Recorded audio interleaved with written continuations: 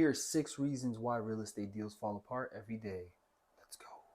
Reason number 1, financing issues. If you're going to buy a home, make sure you get pre-approved and not pre-qualified. I have a previous video on this, feel free to check it. Reason number 2, contingencies not being met. For example, let's say there's some old garbage in the backyard that the buyer put on a contract has to be removed by closing and the seller fails to do so.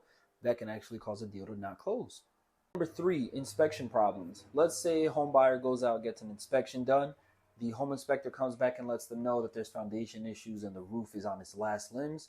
Unfortunately, these 2 things alone can cause a deal to fall apart. Reason number 4, appraisal gap issues. Now, let's say you list the home for $400,000 and get a winning offer, but the appraisal's at $380,000.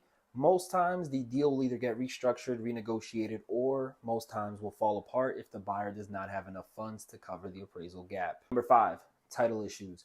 As a seller, you have to make sure your title is clear so that you can convey it to the buyer at closing. However, if there are any liens or anyone claiming ownership on your property and causing a cloud on the title, you're responsible for clearing that up before closing. Number 6, buyers getting cold feet.